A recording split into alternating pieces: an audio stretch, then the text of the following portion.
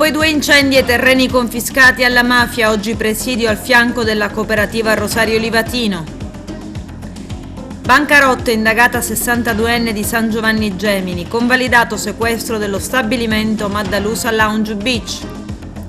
Discariche siciliane ormai quasi sature, rifiuti all'estero e stangata Tari. Nell'isola situazione atipica, ci sono riserve d'acqua ma le campagne restano a secco.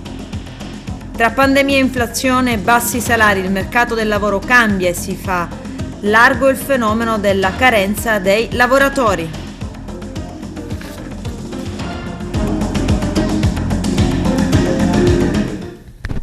Bentrovati gentili telespettatori al nostro appuntamento con l'informazione. Dopo i raid contro la cooperativa Rosario Livatino di Naro, oggi presidio organizzato dal cartello sociale, dalla diocesi e dalle sigle sindacali. Negli scorsi giorni 2 incendi hanno colpito questi terreni confiscati alla mafia. Il servizio di apertura è del nostro direttore Arturo Cantella.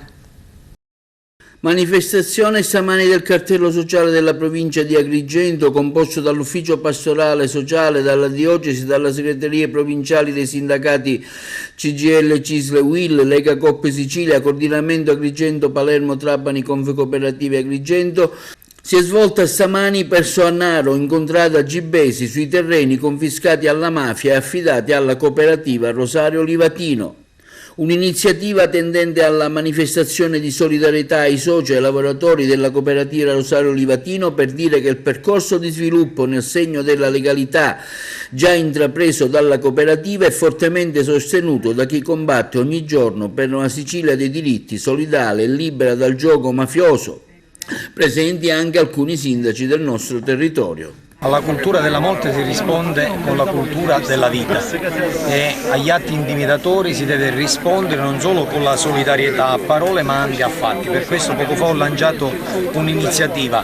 Se hanno bruciato quintali di grano, aiutiamoli a trovare quintali di grano per non interrompere una catena virtuosa, in maniera tale da non permettere alla mafia di vincere, non soltanto intimidando, non soltanto minacciando, non soltanto producendo morte, ma facendo noi il controaltare, cioè creando vita, creando un circolo virtuoso, permettendo a questa e a tutte le altre cooperative di non abbandonare i loro ideali e i loro impegni. Noi siamo orgogliosi di questa attenzione nei confronti della cooperativa, siamo soddisfatti della presenza delle istituzioni, delle associazioni, della società civile oggi a supporto della cooperativa e questo ci rende ancora più sicuri nel proseguire la nostra strada e continuare a coltivare questi terreni.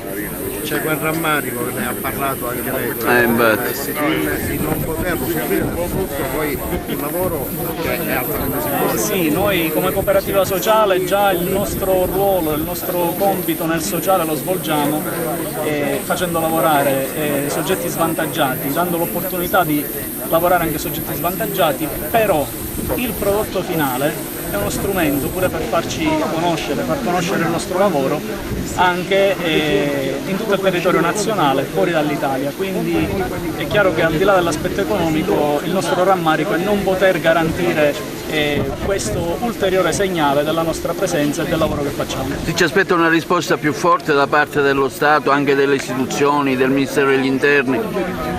Noi siamo fiduciosi, siamo convinti che lo Stato c'è, lavora affinché questa cooperativa possa proseguire con le attività. È stato dimostrato oggi dalle dichiarazioni fatte, quindi aspettiamo risvolti. Ma era assolutamente un dovere per noi essere qui, solidarizzare con la nostra cooperativa e gridare tutto il nostro sdegno contro questo vile atto intimidatorio. Il segnale che abbiamo voluto dare è innanzitutto che la cooperativa non è sola, con noi c'erano le organizzazioni sindacali, c'era la società civile, c'erano i sindaci, alcuni sindaci di questo territorio. Il segnale è che questo luogo non può diventare un luogo simbolo della devastazione. Questo luogo è un luogo di riscatto sociale, di fruibilità sociale e questo deve ritornare ad essere nell'immediatezza. Vogliamo con favore assolutamente la proposta lanciata dai sindaci di ripristinare il Consorzio per la Legalità Agrigentino, siamo favorevoli a che questa istituzione vigili sulla gestione dei beni confiscati così come avviene in altre province della Sicilia. era intanto un obbligo morale essere presente, rappresentare la mia comunità in questo momento per dire ai ragazzi della cooperativa che non sono da soli, perché come ripetevo poco fa, quando c'è l'attenzione della gente, quando c'è l'aiuto, quando c'è le persone che supportano un progetto, quel progetto non è da solo, ai mafiosi viene più difficile poter fare soprusi a chi non è da solo. E poi abbiamo detto anche nelle lettere che sarà ricostituito a breve il consorzio della legalità, che serve anche a supportare e aiutare le cooperative, e che la sede sarà nuovamente a Favara. Questo lo abbiamo detto nella riunione dei sindaci, i sindaci sono stati tutti d'accordo su questa proposta, quindi siamo orgogliosi che il nuovo consorzio verrà ospitato a Favara. Sindaco, la sua testimonianza oggi a questa manifestazione importante, lei fu uno dei primi a dare solidarietà alla cooperativa per l'incendio a Piccata. Sì, vorrei dire che sono stata nella mia precedente esperienza di sindaco di Naro e che ha voluto il consorzio legalità e chi ha affidato questi terreni e anche quelli di Robadao alla cooperativa Rosario Livatino. Certo, avevamo pensato di fare una manifestazione con tutti i sindaci, però siamo contenti comunque di essere qui oggi. I sindaci, come ho anticipato in una discussione, stiamo stilando un documento comune da mandare alle autorità competenti perché attraverso il FUG, il Fondo Unico di Giustizia, si provveda a pagare le assicurazioni per conto di queste cooperative o con le quali le associazioni che gestiscono beni confiscati, perché deve essere chiaro un messaggio. Lo Stato c'è, ma non solo c'è, riesce a confiscare i beni e questo già è un primo grande risultato. Il risultato si completa quando questi beni vengono gestiti ancora meglio dal privato mafioso, del privato che ha fatto del suo terrore l'arma per poter andare avanti. Questi sono ragazzi puliti, giovani che da 10 anni si sfiancano per portare dei risultati nelle loro case, ma soprattutto per dare un segnale forte, che quello bisogna dare per il riuso di questi beni a gente competente, brava, soprattutto onesta, ma che non va lasciata sola. E noi non ci possiamo permettere di lasciare nessuno da solo. Bancarotta, sequestrata a scuola paritaria a Partinico nel Palermitano, indagata anche una 62enne di San Giovanni Gemini. I dettagli nel servizio.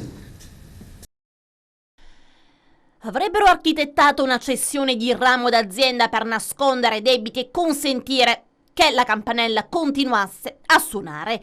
La Guardia di Finanza ha eseguito un'ordinanza con cui il GIP ha applicato a 2 donne il divieto di esercizio dell'attività professionale per 1 anno, procedendo inoltre con il sequestro del complesso aziendale rappresentato da una scuola paritaria ora affidata ad un amministratore giudiziario. Siamo nel Palermitano. A finire sotto inchiesta Rosanna Bandiera, 62 anni, di San Giovanni Gemini, e la palermitana Francesca Miri, 63 anni. Si tratta rispettivamente del legale rappresentante della Società Nazionale Scuole Riunione SRL fallita nel 2020 e amministratore di fatto della RMB SRL, legale rappresentante della stessa.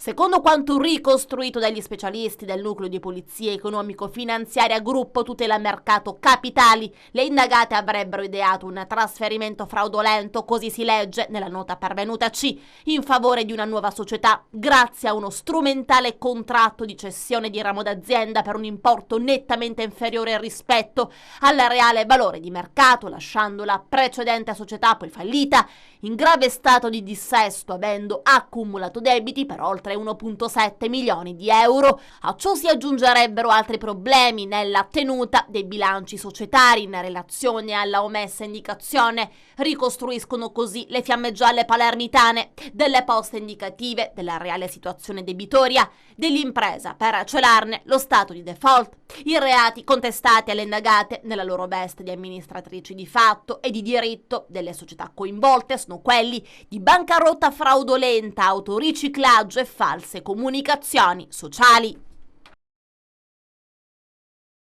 Il GIP del Tribunale di Agrigento Giuseppe Miceli ha convalidato il sequestro preventivo dello stabilimento balneare Maddaloso Lounge Beach, accogliendo la richiesta della Procura di Agrigento diretta dal procuratore facente funzioni Salvatore Vella. Due in particolare i sequestri effettuati il 28 e 30 giugno scorsi dalla Polizia Giudiziaria. L'intera struttura ricettiva è un'area di circa 900 metri quadrati costituita da uno sbancamento e un terrazzamento illecito.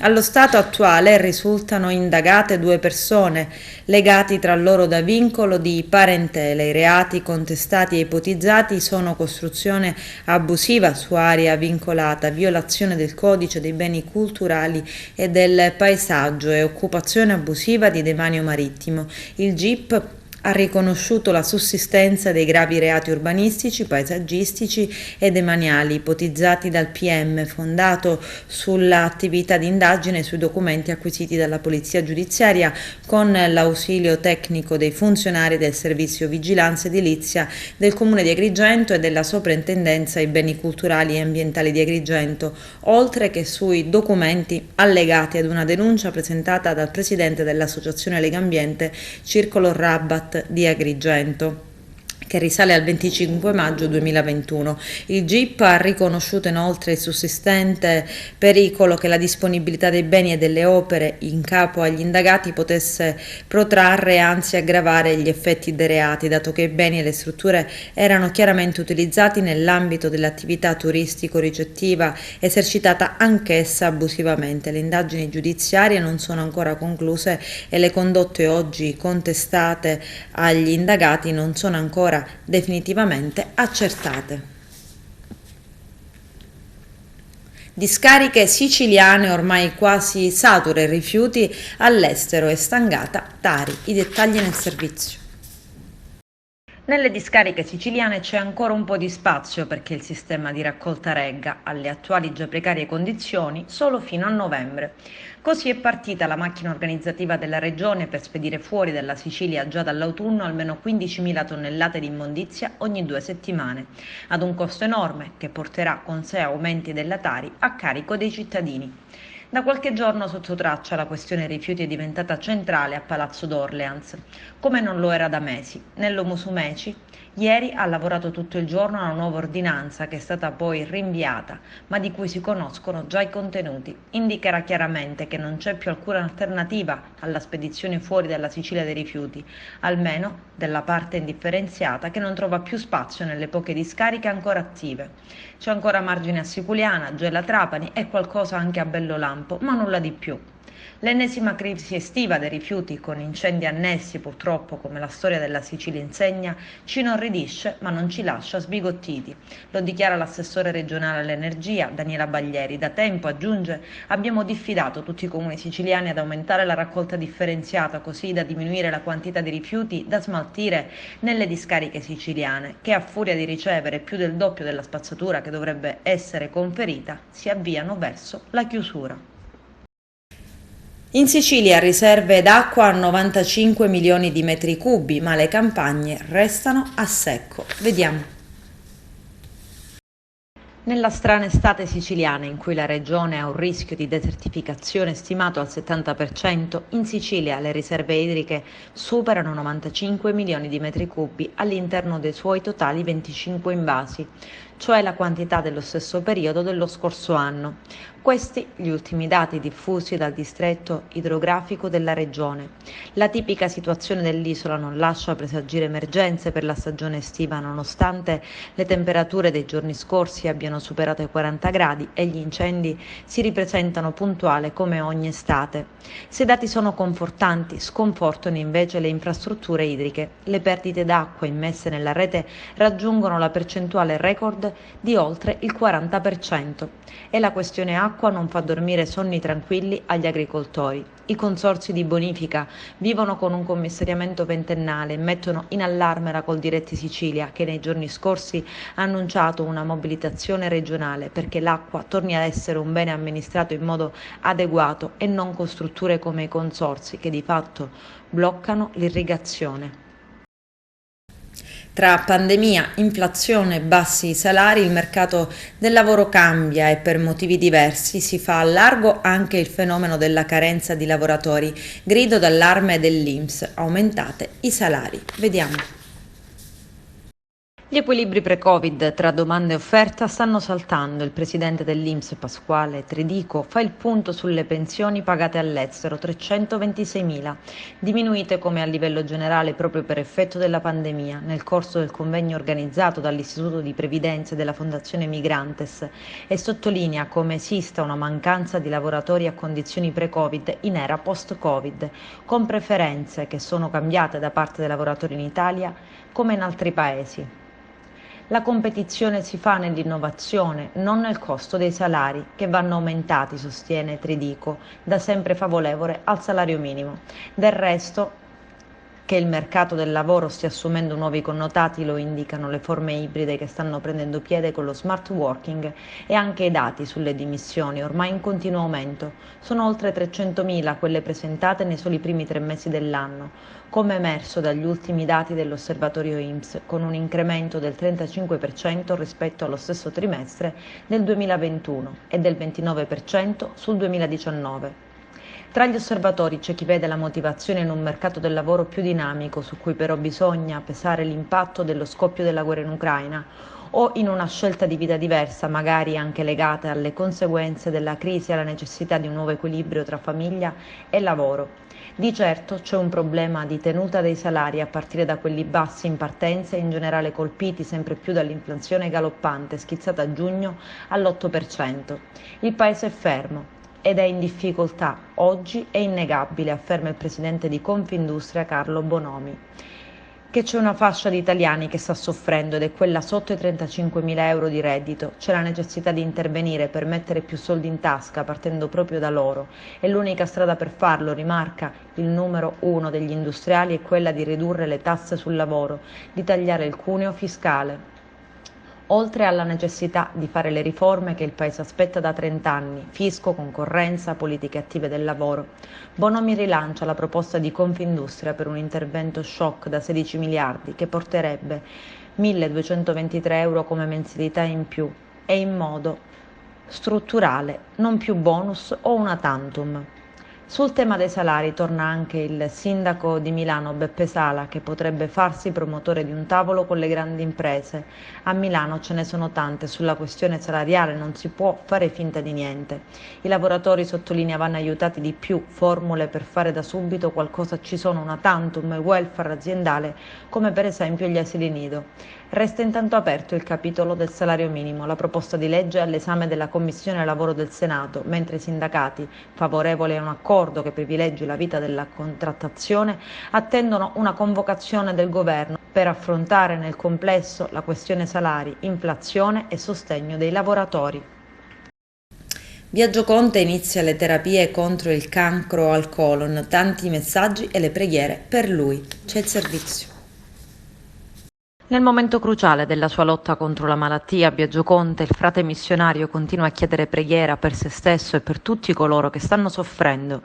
Chi gli sta vicino sottolinea quanto forte sia il suo desiderio di ringraziare chi lo sta sostenendo. Le dimostrazioni di affetto nei suoi confronti crescono giorno dopo giorno. Frate Biagio si trova ancora ricoverato. Da ieri è iniziato un ciclo di terapie contro il tumore al colon. Lo scrive in un post su Facebook lo staff di Biagio Conte, missionario laico molto noto a Palermo per la sua devozione alla causa dei poveri, che ringrazia quanti stanno pregando per lui in questo momento. Un grazie anche ai pochi che con le dovute autorizzazioni e rappresentanza sono andati a trovarlo in ospedale, come il vescovo di Palermo Monsignor Corrado Lorefice, il cardinale Romeo e il nuovo sindaco di Palermo Roberto Lagalla. Lo staff della missione Speranza e Carità rivolge anche un pensiero di riconoscenza, in particolare alla comunità musulmana di Palermo, che venerdì scorso si è riunita in preghiera per Fratel Biagio e per tutti gli ammalati. La comunità si è poi recata a trovare Fratel Biagio attraverso l'imam della moschea del Gran Cancelliere di Palermo. È stato un incontro di intensa umanità e fratellanza che ha rincuorato Fratel Biagio, che proprio per questo ci ha tenuto tanto a dare un pubblico ringraziamento. Non ci rassegniamo ai depistaggi, continueremo a batterci per la verità, lo ha detto Fiammetta Borsellino, figlia del magistrato Paolo Borsellino. Quando il magistrato morì, lei aveva 19 anni. Vediamo. Ci sono uomini che lavorano per allontanare la verità sulla strage di Via D'Amelio. Oggi questa verità è negata non solo alla mia famiglia, ma a tutto il popolo italiano. Il primo ad essere stato offeso. E la denuncia di Fiammetta Borsellino, la figlia del giudice ucciso nella strage del 19 luglio del 92, sulla quale vogliamo ritornare, e che ha parlato durante la presentazione del libro di Piero Melati, Paolo Borsellino, per amore della verità. A casa mia, ha detto Fiammetta, da quando è morto mio padre, è entrato chiunque, ma se all'inizio questa presenza continua era giustificata come forma di attenzione alla luce di tradimenti e depistaggi, ci ha fatto capire che c'era una forma di controllo, una necessità di una sorta di stordimento. Davanti a una finta attenzione non c'è stato un giusto percorso di verità. Per noi l'unico modo di fare memoria era attivare un giusto percorso di verità. Invece abbiamo avuto solo tradimenti e verità distorte. Fiammetta Borsellino rivela: diserteremo tutte le manifestazioni ufficiali per la strage di Via D'Amelio fino a quando lo Stato non ci spiegherà che cosa è accaduto davvero, non ci dirà la verità. Nonostante tutte queste celebrazioni, si è fatto un lavoro diametralmente opposto su questo barbaro eccidio. Il fatto che oggi qui non ci sia un solo magistrato, un poliziotto, un referente qualsiasi delle istituzioni è molto significativo.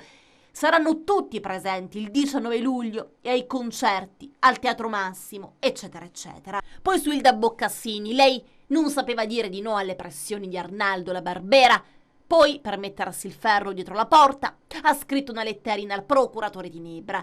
Io dico che se la Boccassini aveva qualche dubbio sul falso pentito Scarantino, doveva fare una denuncia pubblica. Così è troppo comodo. La Boccassini è quello stesso magistrato che ha autorizzato 10 colloqui investigativi di Scarantino a Pianosa, e poi si è saputo che servivano a fare dire il falso a Scarantino con torture e minacce, dice ancora Fiammetta. Ilda Boccassini chiede di applicare le norme del codice perché si rende conto di ciò che fanno. Una cosa così grave non la puoi scrivere in una letterina e darla a un procuratore che poi la mette in un cassetto e la lascia lì. Per me la denuncia è un'altra cosa. La si fa pubblicamente, come mi ha insegnato mio padre. Abbiamo avuto, poi ha proseguito Fiammetta Borsellino, magistrati che non hanno fatto le verbalizzazioni dei sopralluoghi nei garage, dove Scarantino diceva di aver rubato la macchina. Se fosse stato fatto un verbale, ci si sarebbe subito resi conto della inattendibilità di Scarantino, che non sapeva neppure come si apriva il garage se non avessero delegato segmenti di indagine ai servizi segreti, se avessero esercitato quel controllo previsto dalla legge sugli organi investigativi. Il depistaggio non ci sarebbe stato. Tutto questo non può avvenire sotto gli occhi di chi invece deve controllare, coordinare, cioè i magistrati, aggiunge ancora. Se un medico avesse sbagliato un'operazione di questo tipo sarebbe stato messo subito alle sbarre. Qui invece non si è avviata nessuna indagine né sul piano disciplinare o penale, e quel poco che si era fatto è stato subito archiviato. C'era la volontà della magistratura di non guardare dentro se stessa, perché si doveva partire da quella frase che disse mio padre quando definì la procura di Palermo nido di vipere. Qui la conclusione: mio padre non è stato ucciso solo da Cosa Nostra, ma il lavoro di Cosa Nostra è stato ben agevolato da persone che sicuramente lo hanno tradito. 7 anni e 6 mesi di reclusione per aver tentato di uccidere a coltellate l'ex compagna al culmine di una violenta lite. 1 anno e 3 mesi di reclusione anche alla vittima per favoreggiamento, non avendo mai fatto il nome dell'aggressore, anzi affermando sempre di essere rimasta ferita in una rissa con sconosciuti. Si chiude con due condanne a distanza di 7 anni dai fatti contestati la vicenda che vede protagoniste Daniela Di Franco, 39enne, nata a Brema in Germania ma residente a Canicattì, e Valentina Valentina Lomanto, 32enne, nata a Mussumeli e residente a Canicattì. Alla prima è stata inflitta una condanna a 7 anni e 6 mesi, l'accusa ne richiedeva 9, mentre alla seconda 1 anno e 3 mesi. Così hanno deciso i giudici della prima sezione penale del Tribunale di Agrigento, presieduta da Alfonso Pinto. La vicenda risale al 31 agosto 2015. Lomanto finisce in ospedale, presenta ferite da arma da taglio molto serie nella zona pubblica, sulla coscia e sulla mano sinistra. Per i poliziotti del commissariato di Canicattì sarebbe stata proprio la Di Franco a ferire la compagna con un coltello da cucina con lama di 19 centimetri al culmine di una lite. Lomanto non va subito in ospedale e arriva al pronto soccorso del barone Lombardo solo molte ore dopo, quasi all'alba, alle 5:30. I medici, dopo averla sottoposta alle cure del caso, l'hanno ricoverata con riserva sulla vita. Stati generali del turismo a Trecastagni per la campagna Sì Sicily. Vediamo. Assessore Messina, la campagna Sì Sicily ha segnato una svolta nella promozione del brand Sicilia? Beh sì, devo dire di sì, è stata decisamente determinante, soprattutto in un periodo difficile come quello che abbiamo attraversato. Abbiamo riposizionato il brand Sicilia grazie a Sì Sicily e credo che i numeri oggi ci danno ragione, per cui assolutamente sì, non posso che essere contento di quanto fatto e quanto lavorato sul progetto appunto Sì Sicily. C'è stato anche un incrocio di richieste, da una parte il turismo, dall'altra parte invece il sostegno alle imprese?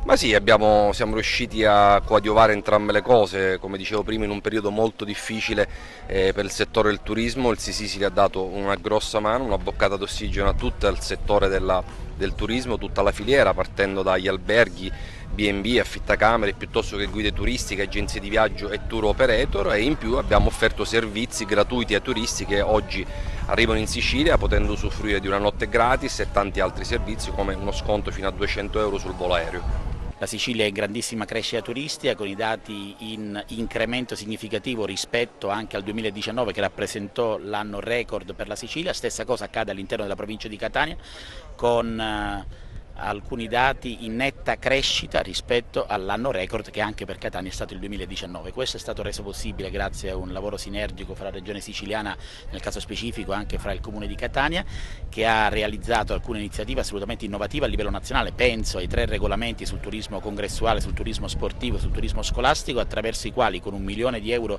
di stanziamento annui abbiamo elargito contributi a fondo perduto per tutti gli eventi organizzati in provincia di Catania in base al numero dei pernottamenti determinati all'evento. Tutto ciò ha permesso alla nostra città e alla nostra provincia di vincere la sfida competitiva per l'organizzazione di eventi congressuali o sportivi rispetto ad altre città della nostra nazione, determinando nuovi flussi turistici aggiuntivi e nuovi pernottamenti. Ecco perché credo anche all'interno di un ente locale si possa svolgere una funzione importante che determina nuovi pernottamenti all'interno della nostra regione. Siamo orgogliosi di questo. Parlando di turismo etico-religioso, vorrei citare la presenza nel nostro territorio di Munisigona, che ha vinto, è l'ideatrice della Casa di Toti, ideata e realizzata su Modica, che ha vinto il primo premio di Confindustria su Impresa e Donna 2022 proprio per aver pensato un albergo etico. È un albergo in cui i lavoratori dipendenti sono ragazzi con disabilità, molti di loro con autismo, e quindi inducendoli a rendere all'autonomia per quella che appunto viene conosciuto come il dopo di noi. Adesso c'è la pubblicità, tra poco vi aspetto. Spiacevole disavventura per una agrigentina cinquantenne durante lo svolgimento del mercato settimanale in piazza Ugo La Malfa nella città dei Templi. Qualcuno, approfittando di un momento di disattenzione della donna, è riuscito a sfilarle dalla borsa il portafoglio. All'interno del borsello documenti, carta di credito e poco più di 50 euro in contanti. La donna, dopo aver fatto la mala scoperta, ha denunciato l'accaduto alle forze dell'ordine. A Messina l'ecomostro di Torrefaro è abbattuto e nuovo progetto post sbaraccamento. Vediamo. Cosa fare del Sea Flight è già detto, perché il progetto è stato già depositato, è stato già presentato sul portale del Demanio Marittimo Regionale ed è prevista la realizzazione di un'arena a cielo aperto che avrà il proscenio più bello del mondo, come dico io, che è quello dello Stretto di Messina, con un camminamento, un'isola, una corsia ciclabile che le passerà intorno, un'area a servizio per i parcheggi perché altrimenti sarebbe sicuramente difficile fruirne, e una serie di servizi che guarderanno a un'area integrata che riguarda anche il pilone. È un grande veramente traguardo quello che abbiamo raggiunto con la demolizione del Sea Flight, che non era soltanto la parte con le capriate in ferro, ma anche le parti antistanti la strada, dove erano stati fatti dei manufatti in cemento e mattoni forati che erano del tutto abusivi e ostruivano completamente la vista. Finalmente questo ecomostro è stato eliminato ed è davvero per me un motivo di grande orgoglio e soddisfazione. Il risanamento è una realtà ormai nella nostra città, lo dimostra anche l'opera portata avanti dall'Agenzia per il Risanamento, lo dimostrano i tanti interventi, vari cantieri aperti sul territorio. Ce ne sono alcuni sui quali si sta concentrando particolarmente l'attenzione. Diciamo che è un programma complessivo che riguarda non solo Camaro, come bene evidenziato. Per quanto riguarda Camaro esiste già finanziato un progetto di parco urbano che non propriamente verrà dove oggi si sta demolendo, ma nel lato opposto, dove si procederà quanto prima al completamento dell'assegnazione degli alloggi e alla successiva demolizione. Ripeto, è un progetto complessivo, totale, che riguarda tutte le aree di risanamento, che prevede una prima fase di spostamento delle persone dalle baracche, e qui devo dire Arismè insieme al Presidente, soprattutto per merito del Presidente Scurria, ha fatto un eccellente lavoro, il successivo passaggio di demolizione delle aree baraccate e poi tutta una serie di progetti che vedono come punta di diamante di tutti i progetti il cosiddetto progetto qualità dell'abitare, che come sapete è un finanziamento di quasi 150 milioni di euro che ci ha visto primeggiare su scala nazionale in termini di progettualità. Ecco, c'è anche importante quello che verrà a Fondo Fucile, lei lo diceva, citava diverse aree, ma ce ne sono altre che vanno demolite e riqualificate, pensiamo a Rione Santa Chiara, via Macello Vecchio. Quali sono gli step e qual è la tabella di marcia che voi state riprendendo? Ma già in appalto, intanto premetto che la regia, la gestione generalizzata è